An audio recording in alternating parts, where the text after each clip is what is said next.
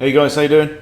I'm going to take you through fairly quickly my last 6 Blitz games, right? And there's a purpose to this because my focus right now in chess is on attacking. Something that I've always kind of considered myself more of an attacking player, but recently in my game analyses I've been very struck by the number of times that my biggest mistakes have been that I've failed to deliver the killer blow, or I failed to see the killer blow, or I've just backed off, when my opponent's there, with stars around their head and the screen's going, finish him, Mortal Kombat was it? And now it's a Street Fighter 2 Turbo guy. So anyway, that's what I'm working on at the moment, and I think there is very much a thing in chess where you have to balance, as we're going to see, you have to balance the offensive and defensive, aggressive and passive sides of it. You can't open up your defense. You can't leave yourself too vulnerable when you're attacking, unless your attack is going to be forceful and finishing. Okay, as we will see. So I think that failing to attack is a weakness, failing to defend is a weakness, but also getting the right balance at the right time and maintaining that balance, knowing when it's time just to go balls out and attack is very, very important. And know when what you have to do is just forget the attack, retreat, save the king, right, back to the keep kind of thing. Anyway, so here's 6 games. They are not all wins, I will tell you now, but we'll go through them fairly quickly. In fact, this one was this is a 10-minute rapid. They might all be rapids, I don't know. Anyway, so we've got a Scandinavian, and I always play the Blackmar Dima Gambit against that. Here we go. And bishop comes out. And, this is quite familiar. This is very similar to what I'll play against the Caro-Kann. This is now similar to what I might play against the French as well. Offering the second pawn, accepts. And now my opponent moves his bishop a second time, which is a bit meh. Okay, so out comes my bishop because I'm preparing to castle. This is all familiar stuff, open f-file stuff, looking at f7 stuff. So in fact, already here, we are on, because I've got Freddie looking at the f-pawn and I've got a knight pinned on my queen. Bingo. So if my opponent does something silly, I could even throw this in. I could even throw this in with the oh no, my queen checkmate trap. My opponent doesn't fall for it. This is DVD 2050, rated 1465 from India. And so now I castle. This frees up my queen and my g-pawn from the defense of the knight, because now my rook's defending the knight, my queen is free to move about the cabin. And out comes the dark square bishop looking at my corner.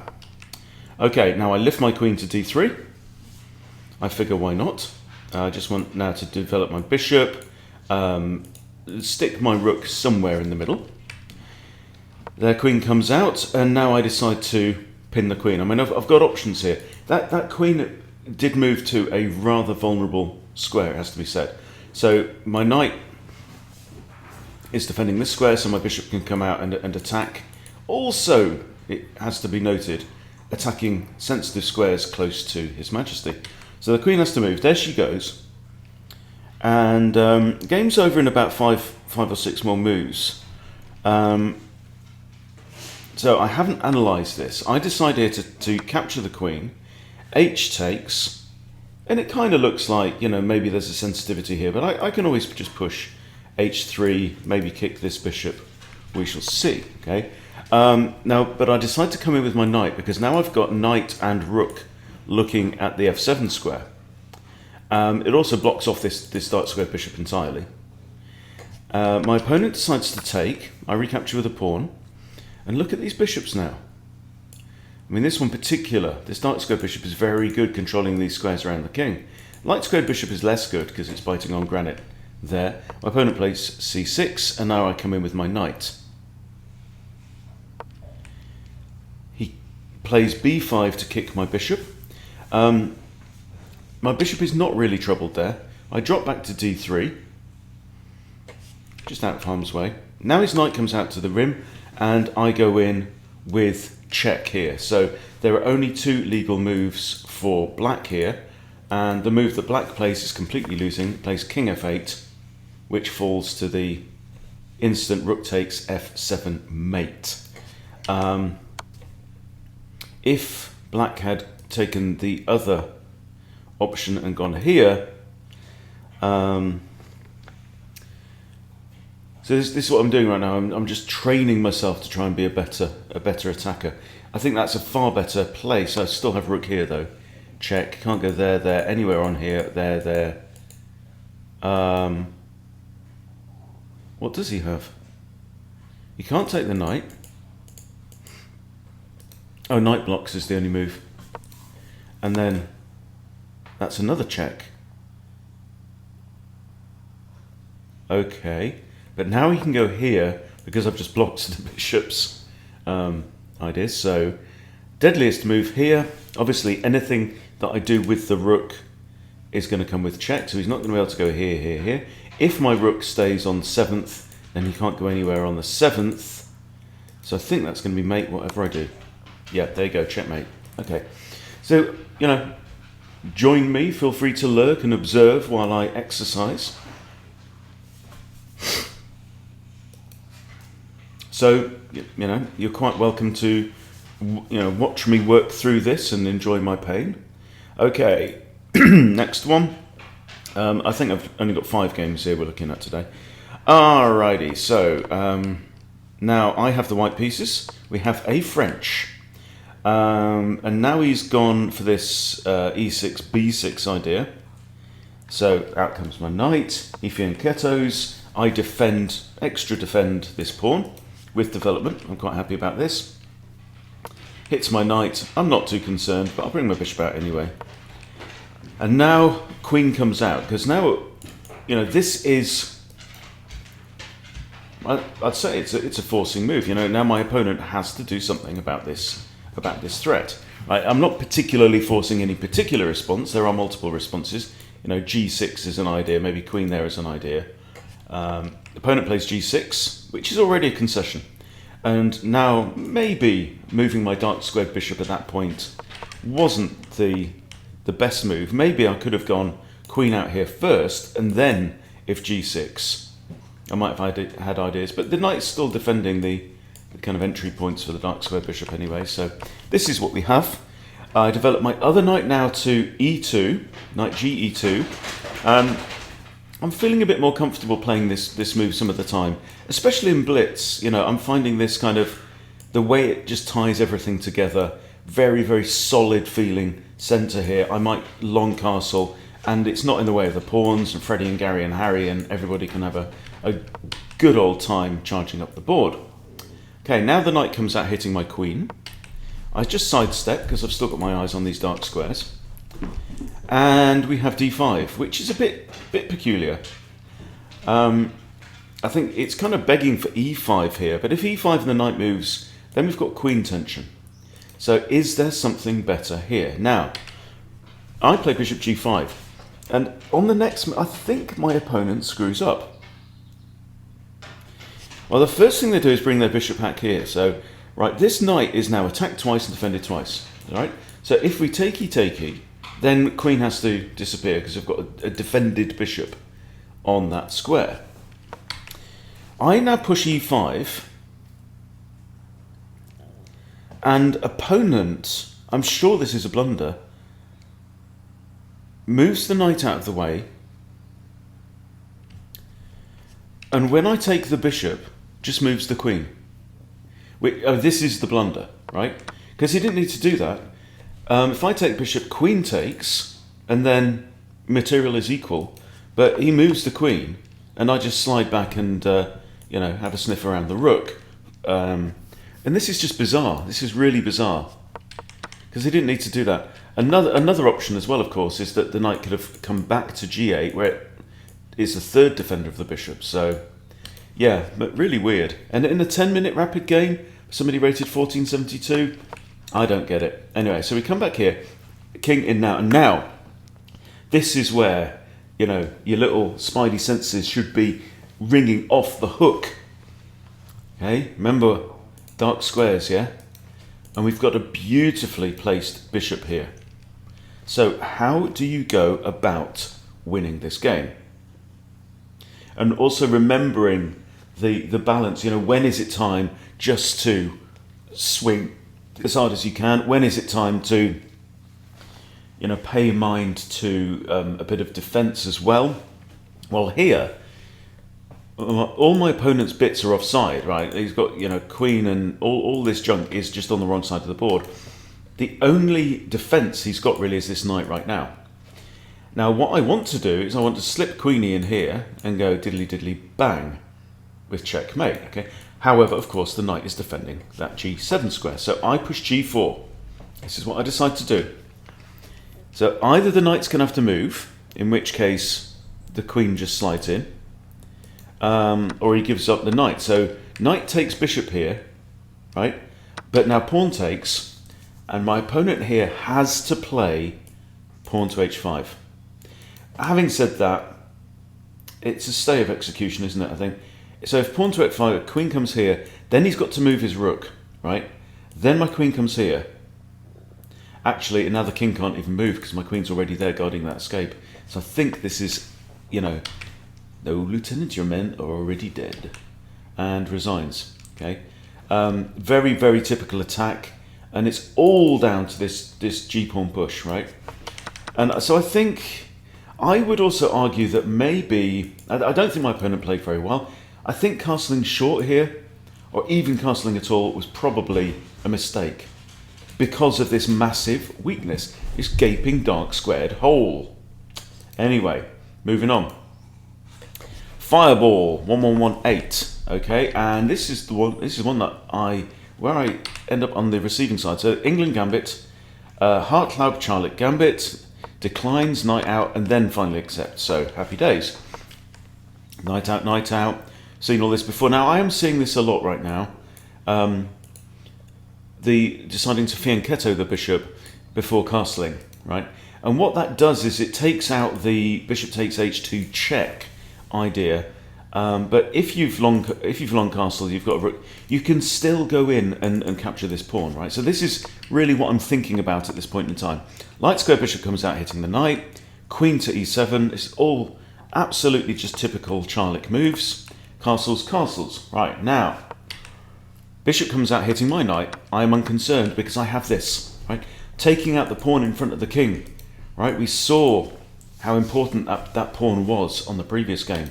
So I take this pawn out, and his queen's under attack.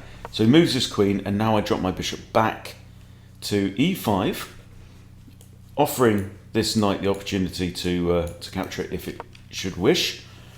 We have e4 now from white. I hit their bishop retreats, I double hit the bishop, and here maybe you could argue that I should have just carried on pressing forward. I've got two materials that I can take here. Maybe it's just time to be peeling open his kingliness, right? Anyway, so in comes the knight, and now their knight comes in hitting my queen. I move my queen to d6, and we have a trade of bishies, and pawn comes in now. This point I make my first serious blunder. Well, first I take that, but now I move my queen to e6. This is a terrible move. Right, my idea is that I might come in here and get rid of this, eliminate this bishop, so on and so forth. But what I've done here is I've taken my eye off the ball. Their queen comes in now. All right, my queen would have been perfectly happy here. Okay, queen comes in now, and now I have a brain shot, and all I'm thinking is that he's coming after my pawn. Right. So what I don't do here is, I mean, this is absolute, this is potty training for the chess brain, right?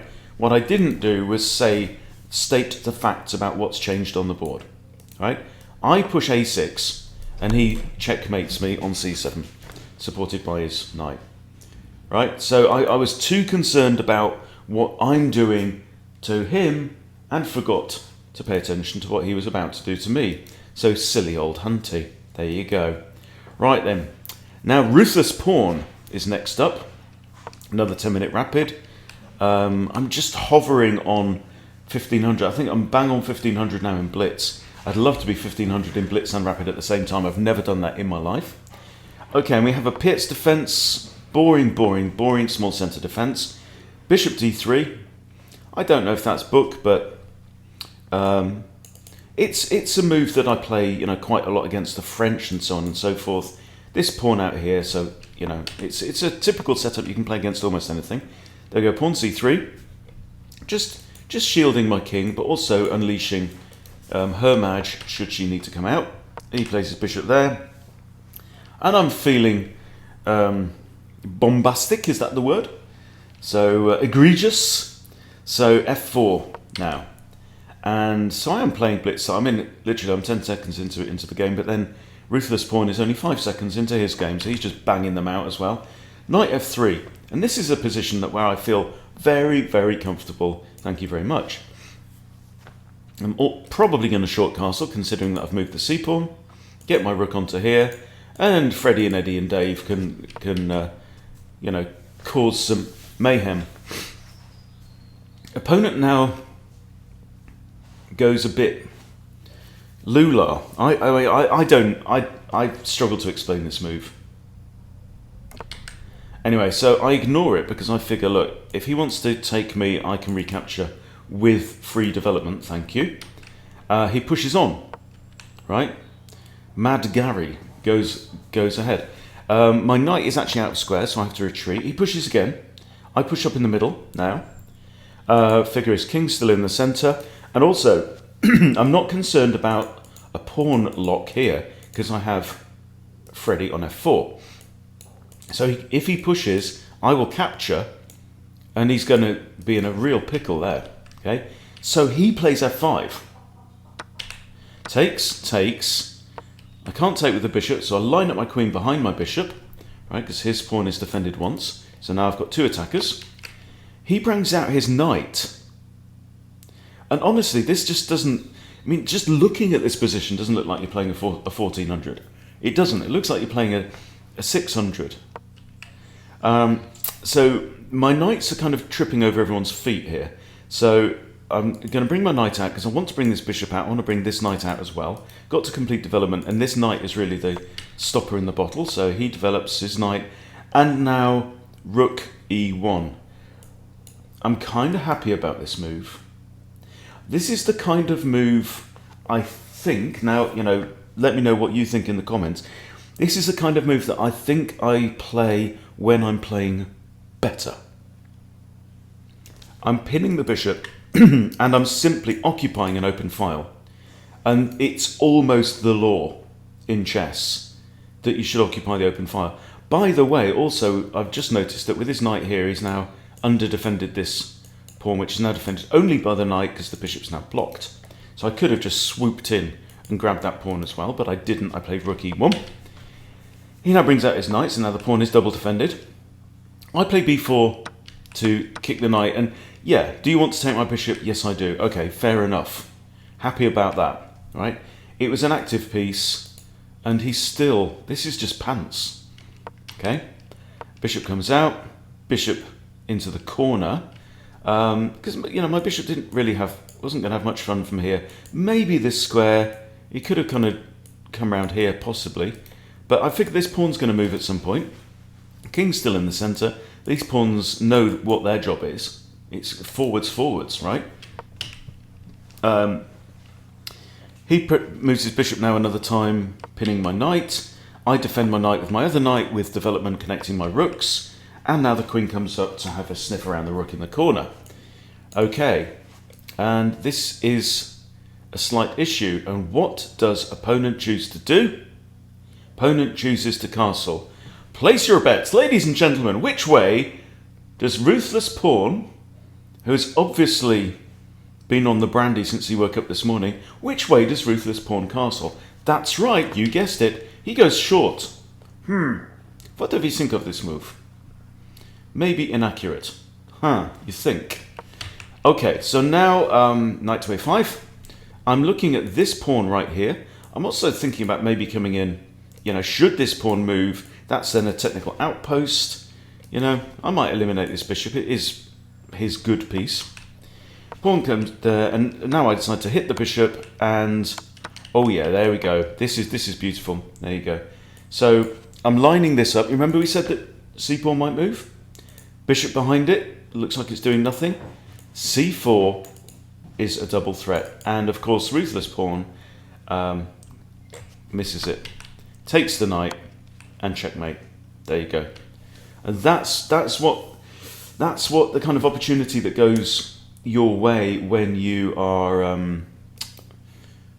when you're on your game. So here we go. SM Meta is 1500 rated, and this is the final one. We have another Scandi, we have another Black Khmer Dima. Knight defends, and now bishop out to c4. Right, so I'm doing this in the, can't even remember the name. The idea with the oh no my queen line might have this. You could do oh no my queen, you can do whatever you want. Anywho, so bishop comes out, I block, pawn takes, knight takes. And again, because opponent is not a dummy. So again, he pushes e6 because he's defending against both of these threats. And castles, right? Stop me if you've seen this before. Bishop out to e7, queen to e1. Curious move, this one. It means my queen has scope. My queen's got attacking ideas maybe down the king side. I just figured we've got a semi-open file. I want a major piece on that file, and I'd like to step out of line of this pin as well. So queen e1 was played. Bishop to e3 now. Maybe we might, but I mean the king has now vacated the e-file. So, keeping the queen here is maybe not so much of an issue. Bishop could have had ideas of coming to really any of these four squares, I guess. That would be, I don't know. But anyway, it's what I played. Knight out, rook d1, queen c8. And this is a weird one. Okay, so now my queen comes to g3. I'm not really attacking the bishop, it's defended by the knight, but if I can persuade the knight to move along, for example, even something like this, if knight takes, pawn takes, knight's got to move, knight's the only defender of that. Or even, sack the rook for 2 pieces, right? That's also an option. Bishop comes along now to harass the queen. So, what would you play here? Now I move my bishop to f4, and we trade off. We have a pawn push in the middle, right? I don't really buy this. I don't believe this move because d takes e5 and he can't recapture with the knight. I'm hitting his knight. Okay, his queen is defending this bishop as well now, which she wasn't until that pawn moved forward here. Now queen is defending the bishop, takes, and the bishop decides to trade itself off for my knight. Now, 2 options, well, 3 options technically to recapture. You've got g takes, rook takes, queen takes. What would you play in this position? I went for rook takes because I'm feeling kind of front foot and feeling aggressive. I'm also still attacking the knight, so another option even would have been pawn takes knight, which I don't know if I considered in the game because I've only used a minute of my time. Anyway, so now the knight moves to here. And now, again, we're thinking about attacking and causing death. Okay, so queen g5. Queen can't come here because of his queen. Queen can't come here and can't stay there because of the knight. But now I'm attacking the knight. I'm always looking for ways to be unpleasant. Pawn defends the knight. Okay, again, the g6 move. And now, in this instance, there is no dark squared bishop, and there's no f-pawn to come to here. So we want an attacking structure here. So again here it's time to push the g4 pawn. I want to displace the knight. Knight moves back to g7, and right now everything is looking kind of cozy for black. So it's time to bring in more stuff. I'm not going to deliver checkmate with only a queen, even if the h-pawn gets involved. Okay, so now we have to do something worse. So what I'm threatening to do now is to come in here and deliver check. Now this is a beautiful finish. Very, very proud of this. Knight now comes out, hitting my queen. Pause the video if you need to. What would you play in this position, right? We really are trying to tune in our attacking spidey senses. The move I play is I ignore the threat on the queen, knight to f6 check. Okay, so we have check. The king has to move to one of these squares. And also notice now that the f-pawn can't move. And now the position of the h-pawn becomes very important. King moves into the corner, which I believe was a mistake. I think the king had to come to g7 to prevent the queen coming in here. But now the queen can come into h6. Now, there's an obvious threat of checkmate on here, and there is only one way to stop it. Knight comes back round to there. Now the question is, does the queen take the knight? Or do we think about things like h4 to hit the knight? But my concern was I didn't want to allow his queen in. I didn't really want to give him any counterplay. And I figure I have time. Queen takes knight. And now if he pushes one square there, it's all over. It's mate in two. If he double pushes, similar kind of thing. So now he plays king g7. And now again it's time to finish. 2 or 3 moves, you need to finish the game. Pause again if you need. I think this is a forced win. Right, knight h5 check. Now the king cannot advance to either of these squares because of the queen. So the king either has to go here or to h8. If he goes here, then I have another check. But then that's just a repetition, isn't it? In the game, king goes to h8. Hang on. We'll look at the other one. King goes to h8, and now it is all over. Because now I have queen f6 with check, because the king's in the corner, and there's only one legal move. King will have to go here, and then it's going to be checkmate. Now let's see what would happen if the king had gone instead to g8.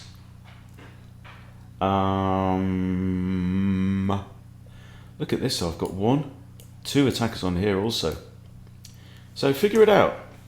How would you finish off opponent in this situation?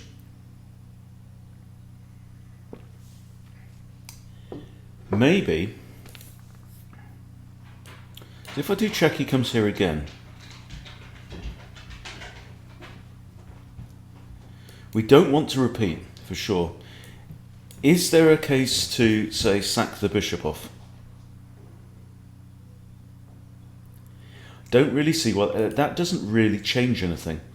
You know, bishop takes, rook takes, king has a route out into the board. Don't know. So what is the finish here? That and allow the knight to be taken. So this is threatening mate, and there's nothing for it. He has to take the knight. Now I have a check, which would force king into the corner. I'd like to have two attackers on here as well.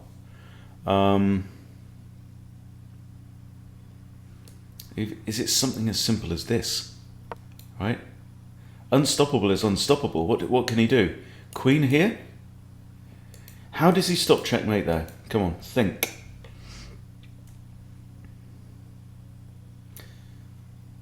The only thing I can think is queen out here. Maybe rook. But that's no good because this supported by the rook. So I don't know. I don't think there is one. So from this point in time, let's go here. I'm going to stick lines on after king g8, and we'll see what Stockfish thinks. Do we come in here and with queen h6 threaten mate with a forced mate? Knight to f6 apparently. Knight to f6, king h8.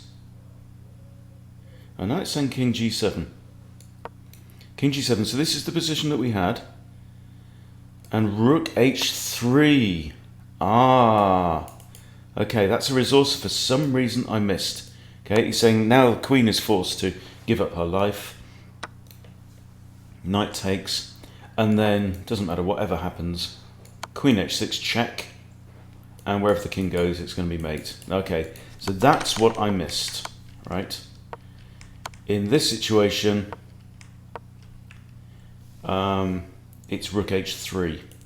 Rook h3 was the resource we needed just to be completely unstoppable down that file. Good stuff. Good stuff. Really, really need to sharpen my attacking edge, my attacking blade right now. So there you go. That's a little bit of insight into what's going on in my head today.